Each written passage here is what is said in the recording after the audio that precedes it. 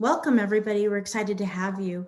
And before we get started into our official panel, I'd like to do a land recognition. We gather and live on the plains, plateaus, mountains, and coastal lands that have been home to Indigenous peoples since time immemorial. We respect their Indigenous and tribal treaty rights and honor their culture today. So thank you for that. And so we'll get started. And Dr. Dilan, we will start with you and answer the question of what does business is human mean to you? And I know that this phrase you have trademarked as part of your practice and has actually become a cornerstone of your practice. So we'd love to hear, kicking off the question with you, and we'll go to the rest of our panel. What does business is human mean to you?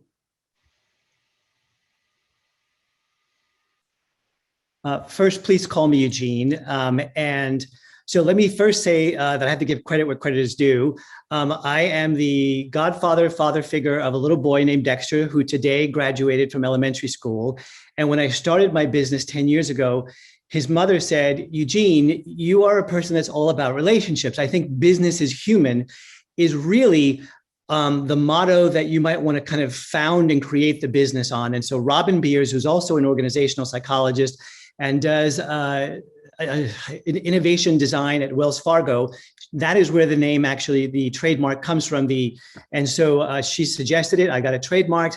And basically and fundamentally, what it means is that I think, and she thinks as well, that for far too long, businesses have put money and stockholders as basically being the be all end all and the cause and the foundation of what business is about.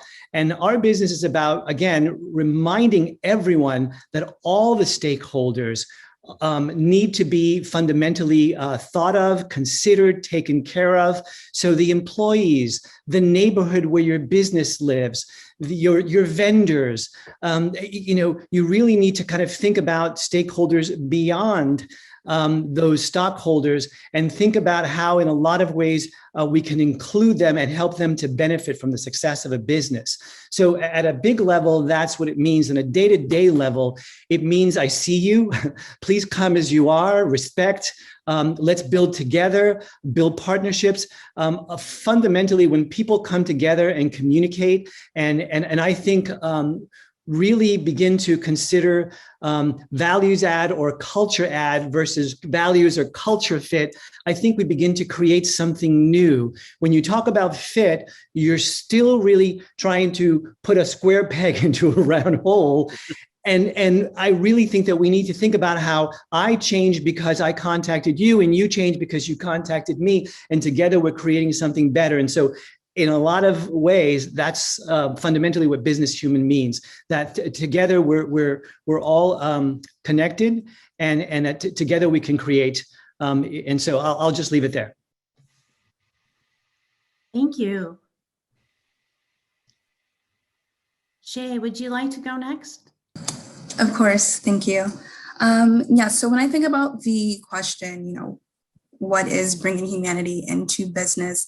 I'd like to think that it's pretty self-explanatory, but in these unprecedented times, it's not.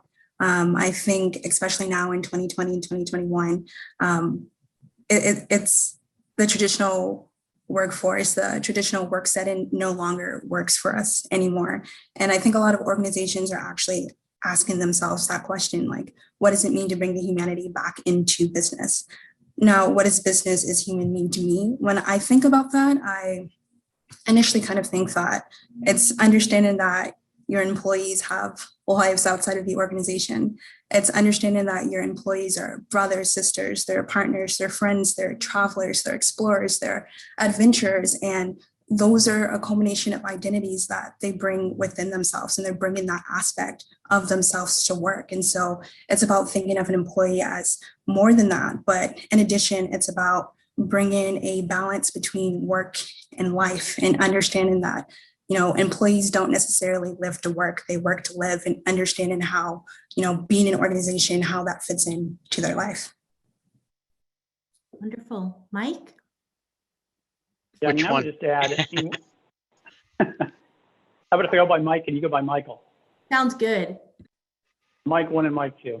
So I would just add, what's more important than human capital to any business? I think we've seen over the past year with the effects of COVID and how companies respond to that, the empathy that many companies have put out there for extra time off, for time to spend with their families, and how we're working in this new remote environment is going to change things for years to come. So I think focusing on the human concept of how business operates these days is more important than ever. When you think of the workforce of the future, it's going to look so different than it does today. And I think you're going to see a mass exit of migration of people moving to other companies because other companies have flexibility. You start to see benefits that really tie to the human side of how we want to work in the future.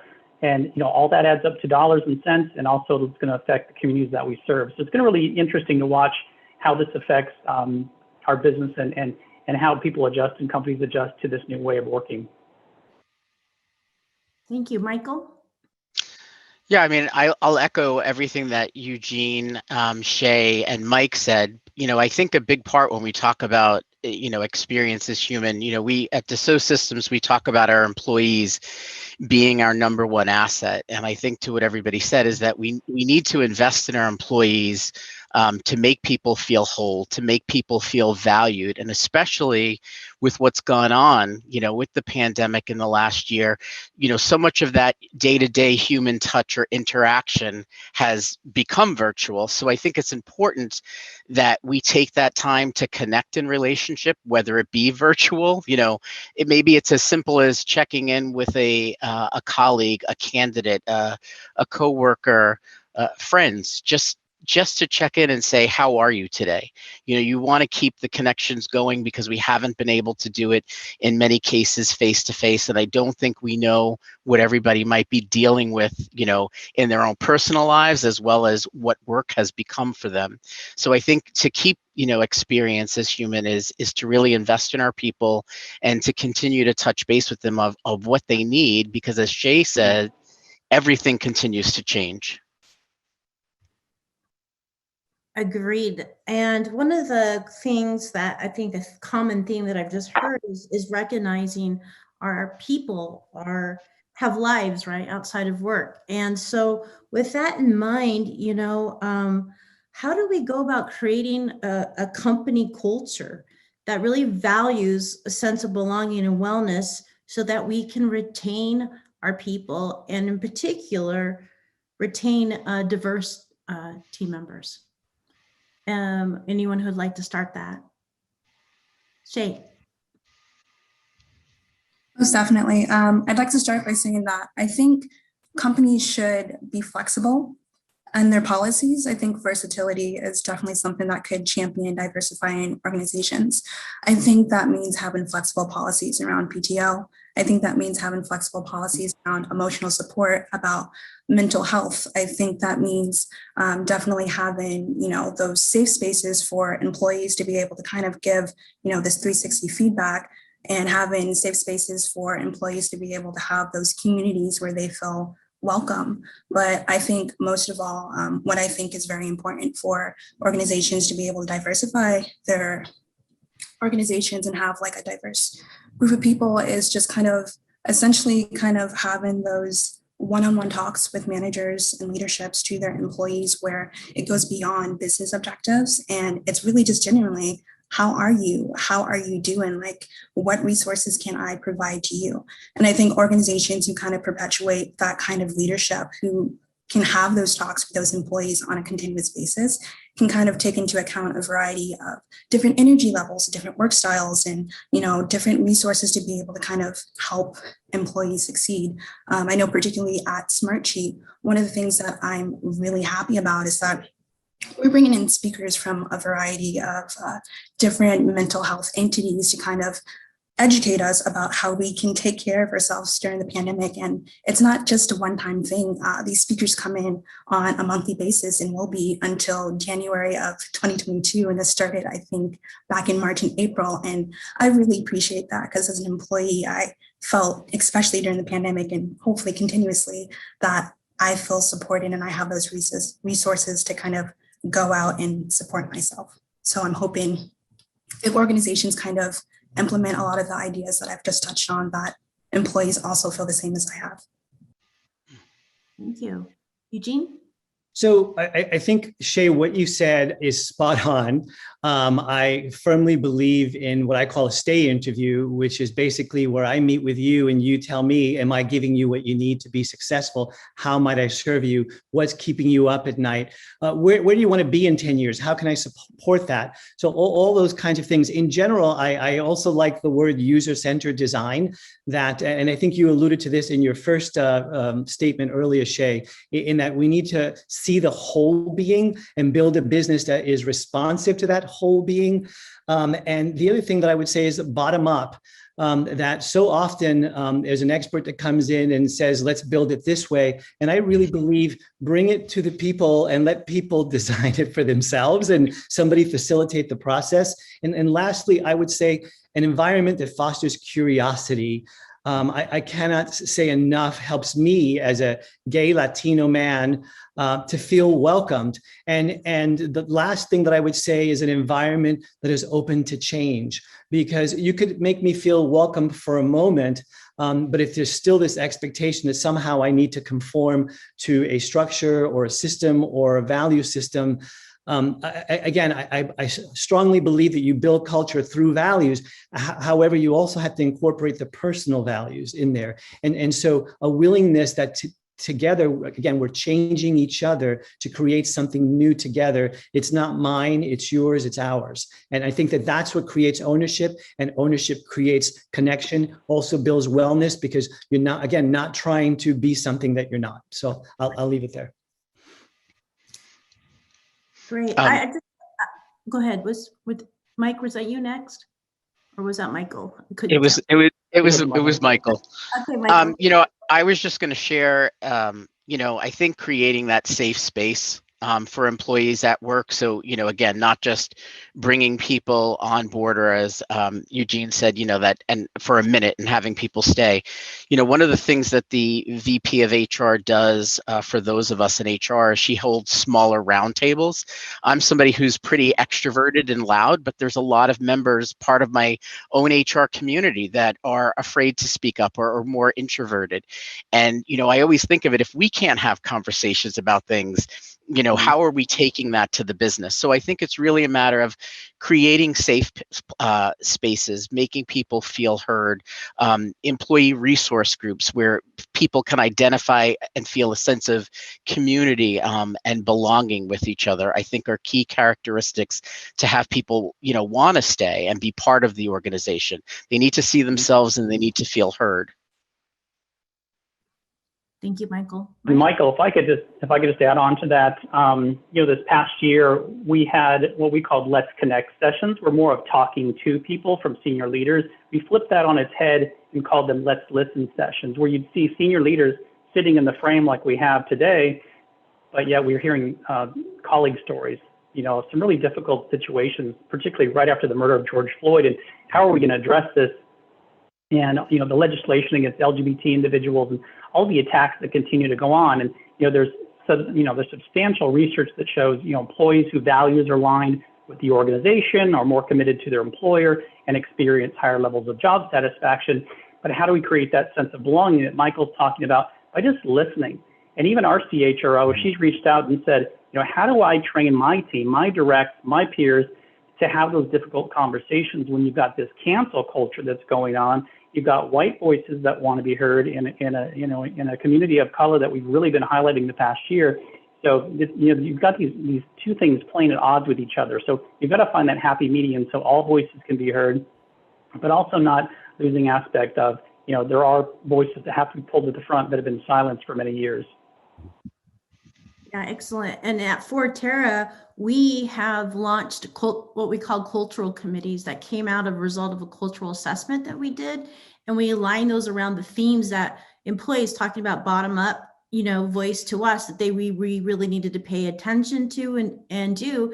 And we have 100% employee participation in these groups so that we're giving agency to our employees to bubble up and also have leadership opportunity to discuss really hard things.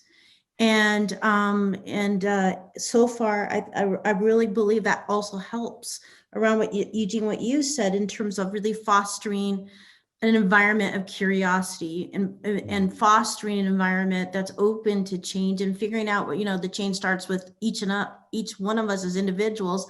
And then how do we, as a collective, go after those things that we feel like are really going to make a difference in our environment. Eugene? If I might say just one thing, I always say to people that individual behavior creates group norms, creates organizational culture.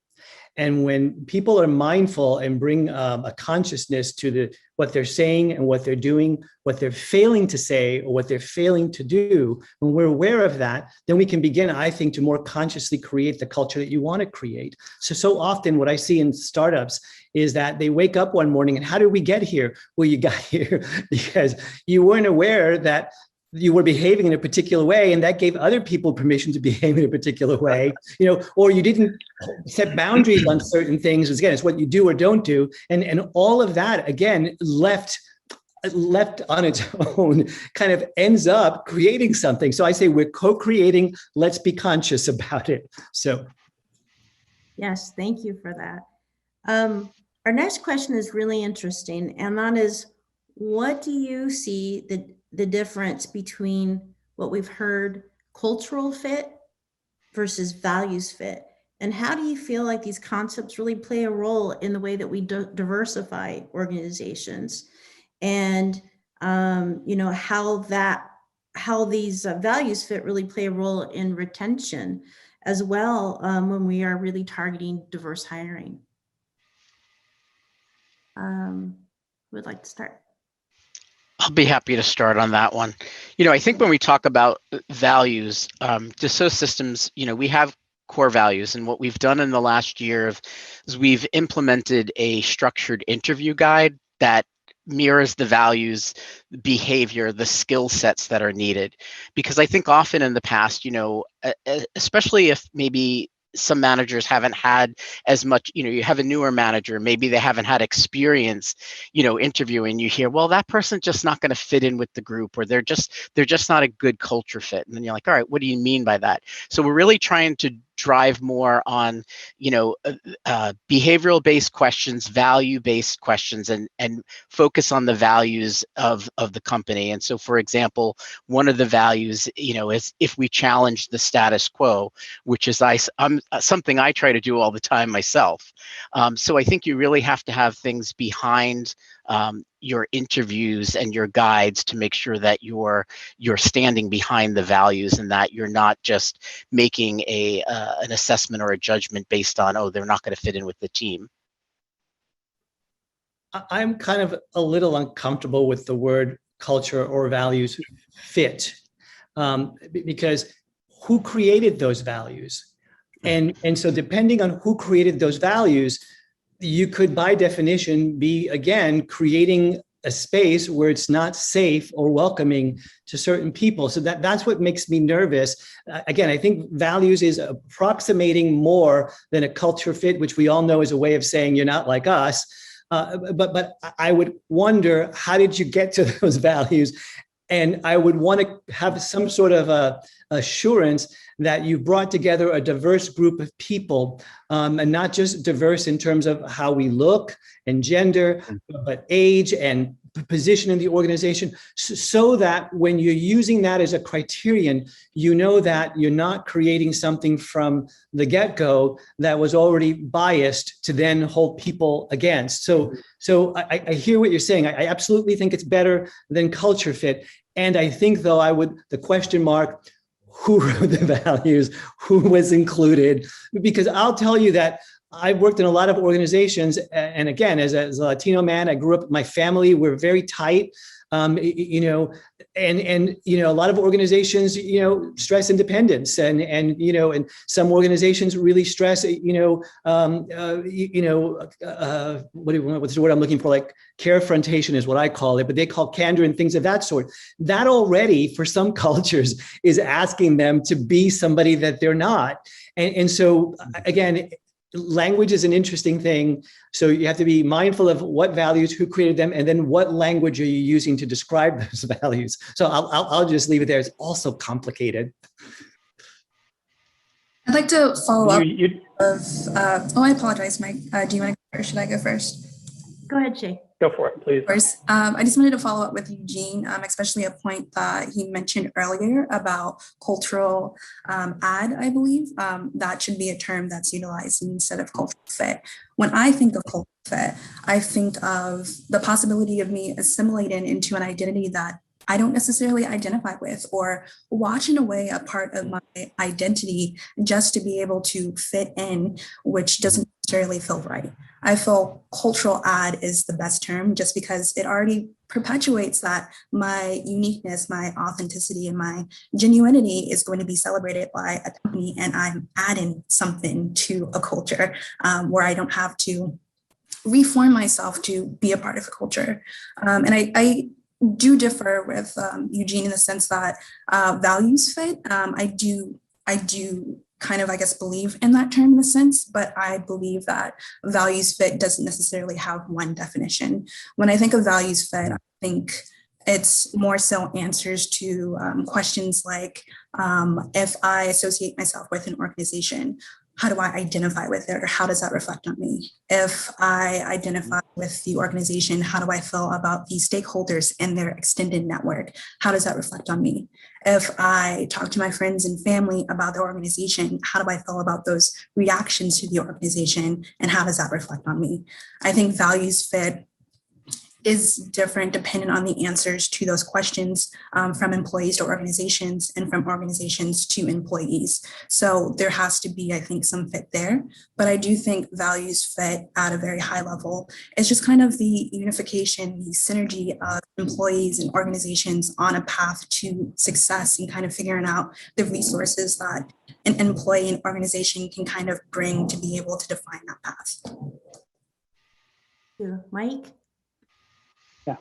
And that's why, and Eugene touched on this a little bit, why it's so important from the time you post a job to the time you hire somebody, where can bias and inequities enter that process, right? So for me, hiring for a cultural fit is about bringing employees into the mix whose beliefs and behaviors and values align with those of the organization. But they can also be, you can also see culture fit being used as a bias to, keep diverse talent and new ideas and innovation from even being considered. So values fit, in my view, is much more, of a progressive and effective way of hiring, because it focuses more on the way that people work, how they behave, how they make decisions, what their motivators are.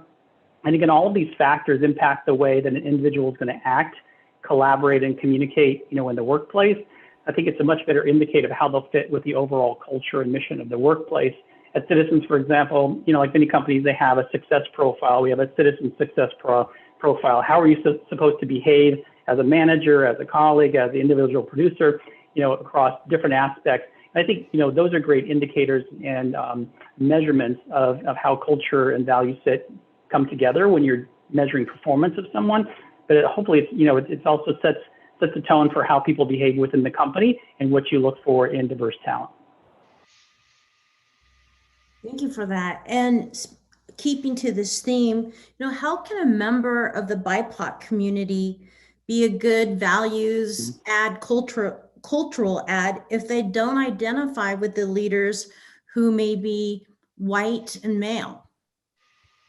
And I think, Mike, you kind of even touched a little bit about it too, with like any kind of this tension, right, of council culture with other kinds of cultures that are at tension right now in the workplace. This is a real hot topic.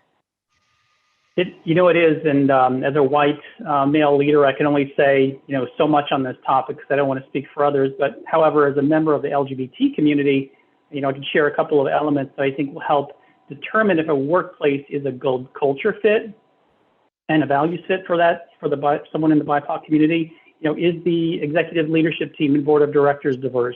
That shows, a clear commitment to bringing diverse perspectives to the table. What are the DE&I commitments that the company's made? Have they reported on progress to date of what they said they're going to do? Are they transparent in their progress or lack thereof?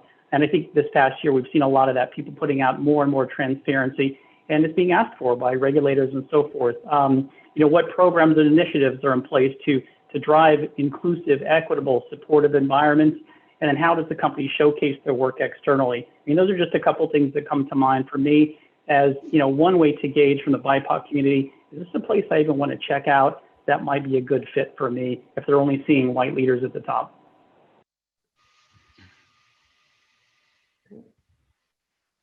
Shay? Yes, I will follow that up in a sense. So I guess like I see the question in a variety of different ways. The question that you answered was like, how can a BIPOC individual or someone in the BIPOC community kind of be a cultural ad when their leaders are white and male? I think they can be a cultural ad, but they cannot be a cultural fit. If there's an organization who uses the term cultural fit, then my answer to that is no. Someone in the BIPOC community cannot be a cultural fit when their leaders are primarily white and male. Unless someone in the BIPOC community partially identifies as white or male, then I don't really see how they could identify with those leaders. And I also believe that organizations that have a majority of white male leaders are not looking for either or when it comes to being white or male. I think the reason that in some organizations that there are primarily white male leaders because they're looking for white and male. That's why I kind of reemphasize that. I'm a big proponent of cultural ad. If an organization has cultural ad embedded into their values, their mission, their goals, then it's very easy for somebody like myself, who's part of the BIPOC community or the LGBT plus community, to feel welcome because my uniqueness is celebrated. And I would like to assume that the organization, in using that term, would want to celebrate those differences and believes that I can bring something to the table that can kind of strike innovation and create diversity and add a new perspective because they don't want to be complacent. They don't want to be homogenous. And so I think it starts with kind of utilizing the term cultural ad versus cultural fit and creating values and missions around that. I just will support everything Mike said and Shay said, and I'll just say that ultimately, again, curiosity, flexibility, and as Mike kind of started to say, I would want to look at behavior. You know, what have they done so far? Because as a psychologist, we always say past behavior is the best predictor of future behavior. So I would want to see, are they putting, you know, their money where their mouth is, and if they are, then I would feel more comfortable about joining such an organization. So. Yeah, I would, you know, it's making me think a lot. And Shay, I love what you have said about cultural ad. And I was going to ask you, is that a term that you're using or the business that you're with is using? And are you influencing that terminology? Most definitely. So I think at my current organization, we're kind of speaking to the base of like your organization, we focus heavily on values and core competencies. I think Smartsheet has an understanding that its culture is changing and developing, and that's just kind of the way things are, that there isn't a type of archetype of our culture, and it's always going to be evolving because, you know, we want to expand and grow and we have to adapt to that. So Smartsheet personally, I haven't seen the term cultural ad, just because we're kind of focused on values and core competencies and kind of adapting those to be able to kind of align employees. So we're not looking at things like backgrounds and cultures that may differ from person to person, because we understand that, we celebrate that. So it's a term that I feel, I wouldn't say I'm necessarily pushing for. It's just, I push for that for other organizations, just because I believe my organization that values fit and values competency is good, but it might be something I might segue in the future depending on how the culture evolves. A question that has come up is, if you're an individual contributor, but you're not the decision maker, how can you get stakeholder buy-in when it comes to what I refer to as BJEDI initiatives or work? And BJEDI standing for belonging, justice, equity, diversity, and inclusion.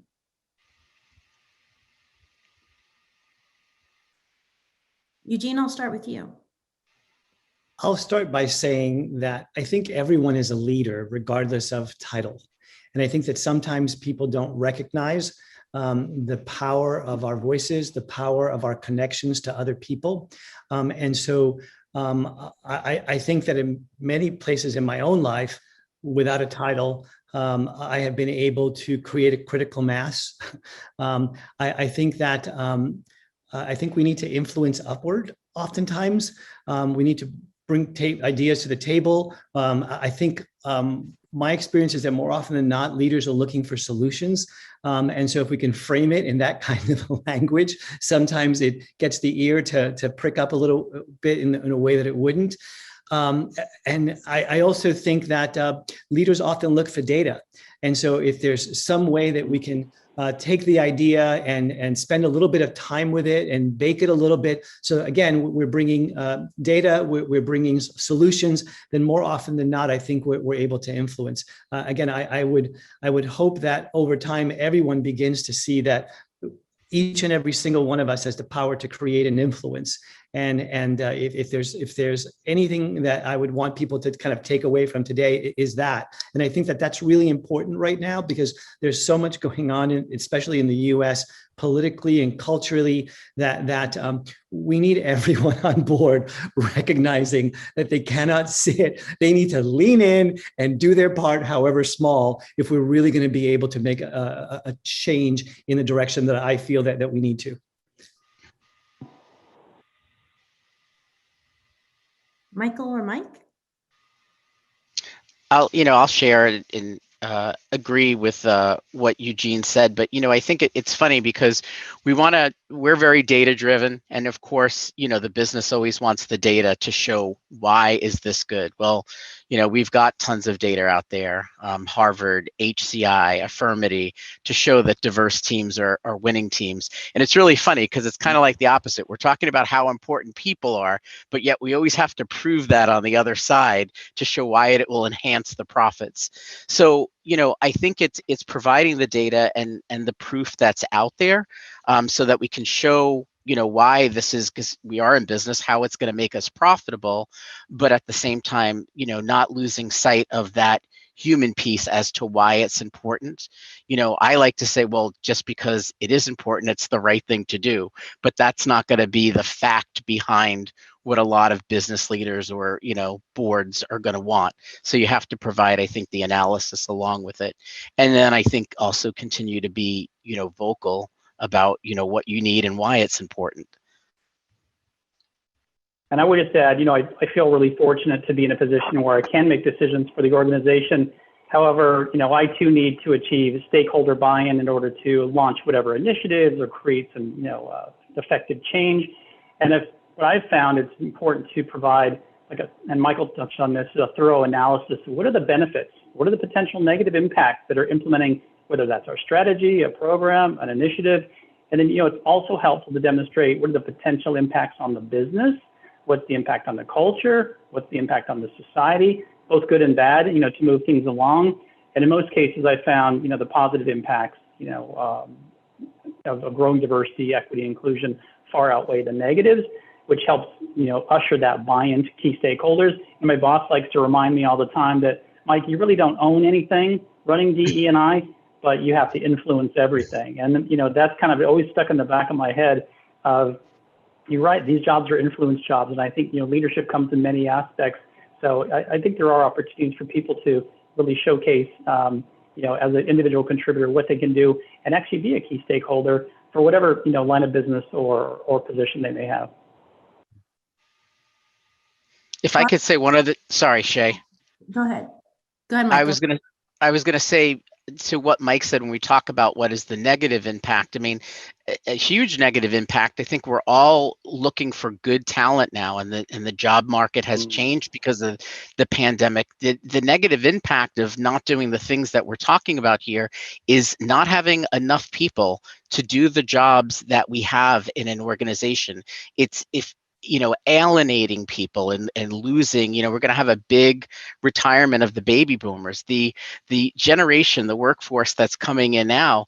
This is very important to them. It's probably more important than some of us that have forged the way in the past and having voices to move things forward. So it's a given today.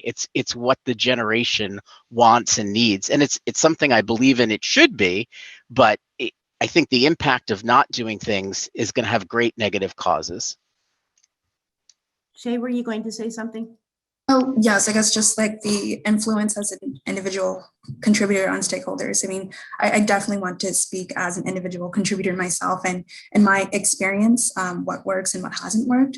I guess, firstly, realistically, I feel like it really just depends on the organization. Kind of speaking to Mike and Michael and Eugene, there's a lot of work that organizations and leadership really just has to do to kind of like help perpetuate those conversations. But if you have an organization that allows an individual contributor to be able to speak to the specific leader that they want in a seamless manner, then I think, yes, individual contributors do have the ability to kind of influence stakeholders because the organizational environment kind of caters to that. And I think if an individual contributor has the ability to speak to the specific leadership that they want, I think it's all about having kind of concise statements to address the goals and kind of identifying the insightful actions that you want to get done with that leader. And I think that can go in one or two directions. In my experience, I think either that particular leadership member that I speak to will say, yes, I can help you with this. Here are the next steps, or they'll push me over to somebody else. Otherwise, if you're in an organization where you don't have that seamless influence or connection to the leadership that you want, then I'm a bigger proponent, in my opinion, and kind of what I'm currently doing, especially as my organization is just like rapidly expanding, is kind of finding your community, networking within your own organization, understanding your employee resource groups or understanding your affinity groups, and kind of assessing different opinions and if they mesh with yours, and taking those other individual contributors to your leaders, because there's power in numbers. And I feel like a lot of my leaders and some of my leaders in like past jobs have listened to me a lot more when I've had a lot more backing. So I didn't feel so alone in kind of perpetuating the ideas or the actions that I get done. When you have kind of like a echo chamber of other individuals saying the same thing, I think that's powerful. Agreed. We have a comment from our chat. Alicia said great points, and in particular, who is the arbiter of cultural fit? We need to question these unspoken assumptions, and I think that's really a key comment and something for us to think about. And I think we have another question around: is it important to market your company's D&I impact / initiatives? And how do people, the BIPOC and LGBTQI plus community, view that? And if so, what's the best approach to do so? So is it important to market our company's, DEI efforts and initiatives? And I would assume that means internally and externally.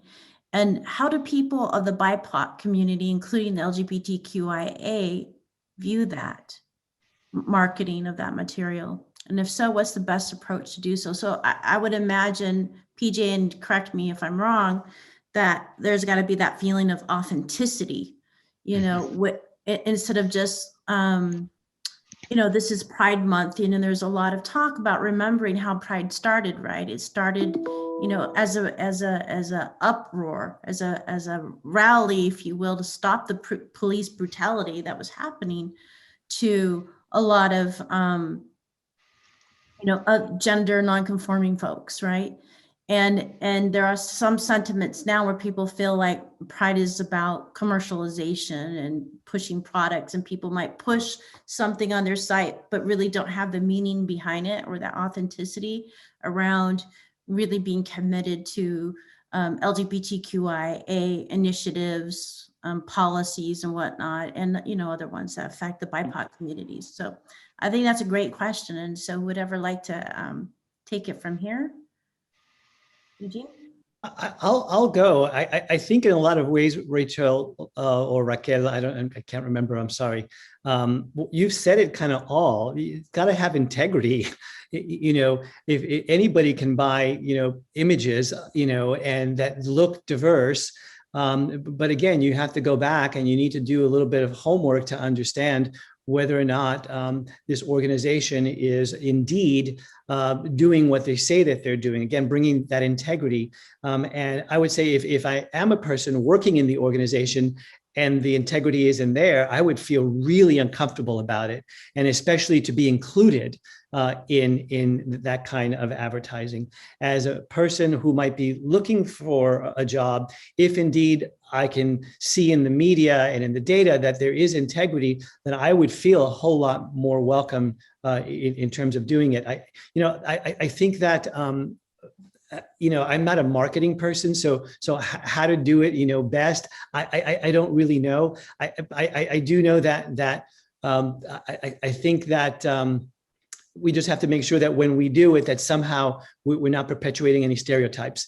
We really need to be mindful of that, because I think that's when sometimes we may make a misstep that can cause a lot more damage than actually help. So. Mike? I know for us, that's the citizens. We effectively use our BRGs, our business resource groups, to review all the marketing material that goes out. Because to your point, even a good example is people with disabilities, right? You see people sitting in wheelchairs all the time that's used. Well, sometimes that wheelchair is one that's used in a hospital. It's not one used in a in a real office environment. So instantly, someone that's in a wheelchair says, well, they didn't pay attention to the imagery. It's something as simple as that. It's the same thing for the BIPOC community or any other group. That does this really tell the story? Is this really and from an attraction of talent standpoint, you have to market yourself out that you are doing these things, you're paying attention to what's going on in society, and you're speaking up about it, right? So I think it's a really delicate time right now to not only retain the talent that we have, but attract new diverse talent. And it worries me that, I think that some companies are going to get it wrong and offend people by not paying attention to what exactly is being asked here. What is the right approach, and how do we make sure we check ourselves and support each other, for attracting and maintaining diverse talent? I think, in my opinion, especially as someone who's both in the BIPOC community and the LGBT plus community, that the effort of organizations should not be to market diversity. I have just a little bit of uncomfortableness with the word market, because it just makes it feel as if the identities of the employees are being thrown out there just to really attract talent. What I think organizations should really do is put out numbers, put out statistics and actionable insights about what they're doing.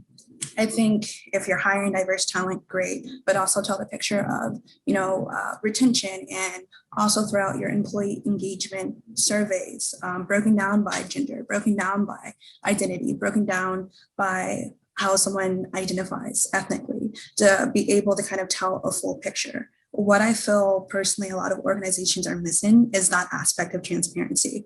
And you can market like you have these values and these missions and goals, but that's just face value to me. How do I get an insight as to the action that you're actually doing to be able to not just attract diverse talent, but retain them, lower that attrition, and treat those diverse employees the way that they need to. If I have statistics and numbers and data and actual goals that an organization is going to do, that's going to attract or keep me within that organization, because I see that, because I see a real picture that's outside of marketing or something delightful to look at as it relates to diversity.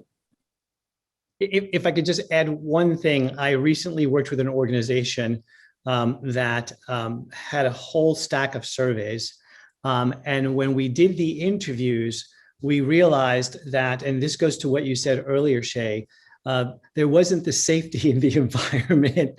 And so the data, even though it looked pretty, was not really reflecting the lived experience of people. Mm-hmm. So it's so complicated that even when you want to trust numbers, sometimes even the numbers can get played if people don't feel safe. So I'll just leave it there.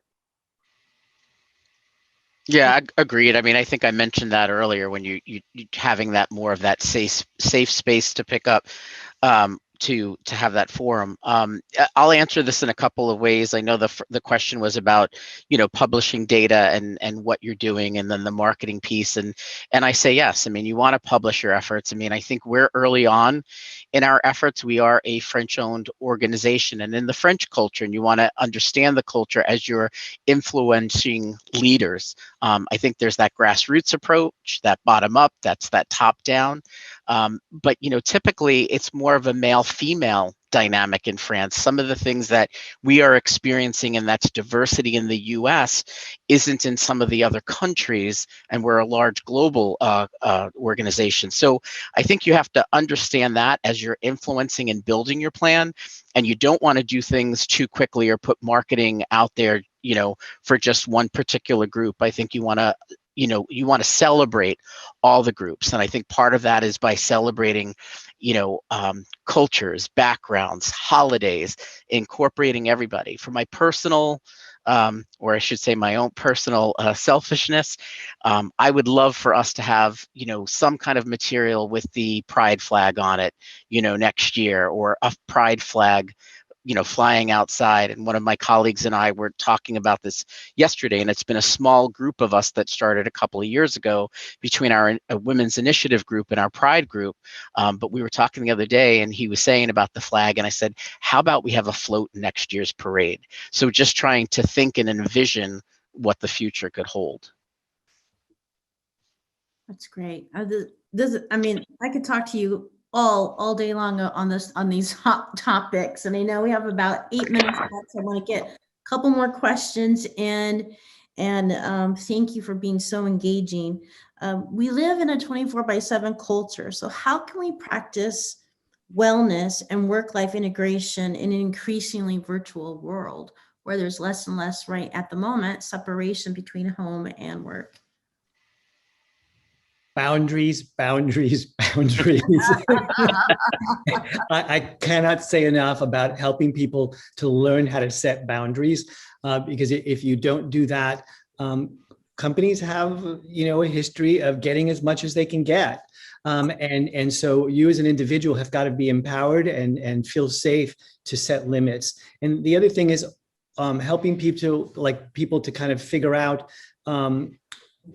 where their space is for work at home versus their space where they're not going to work. Because if you're working everywhere in your house, like today I'm working from home and I work everywhere, then every part of the house is going to feel like work. So my husband is working in the home office. I have a team working, at my office. But when I'm home, this counter is my workspace, and every place else isn't. So that I know that when I'm sitting other places, I can kind of let it go. So simple things like that can be really helpful. At least that helps me. But boundaries, I can't say enough about them. I can share at Forterra, just recognizing the impact of mental health for folks in this COVID time is real. And so we've emphasized our EAP programs and published just even the basic phone number, how to dial the number if assistance is needed. But one of the things we have just done internally is to launch an internal campaign called Do One Less Thing. Because as the CEO and I were talking recently, there's a lot of pressure, especially if you're around, a high performer around, well, I just have to do one more thing. Let me just do one more thing. And that's how you quickly get over a 40-hour work week.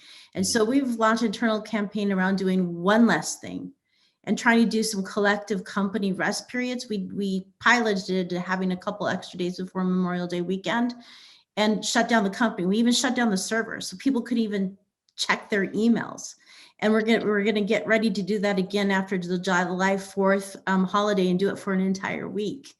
Again, so we're early in this pilot, so don't know results yet, but I can tell you that when people came back, they had a lot more energy, even just in those 2 extra days off around that holiday time. So I'd love to hear from the rest of you, what your thoughts around how do we practice that wellness and work-life integration? I think, we, like so many other companies, we've provided resources. We've done a lot of benefits to navigate through these crazy circumstances.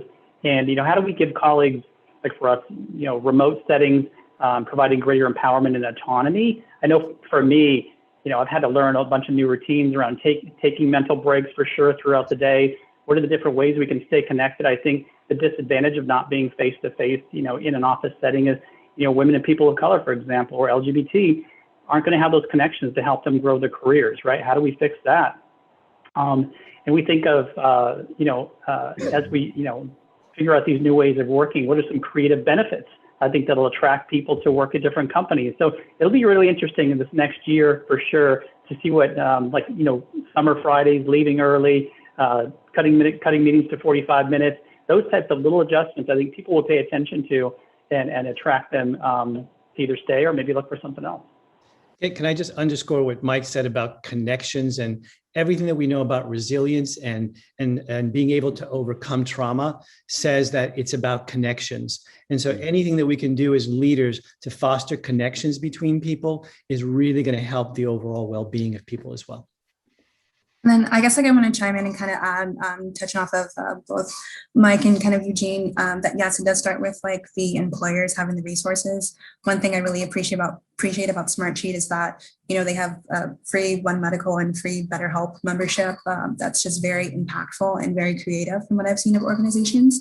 But I guess a lot of what I want a lot of the audience to kind of take home is personally me, I use kind of something called the spoon theory, which is typically used for critical illness to kind of describe how does someone with a critical illness get through the day.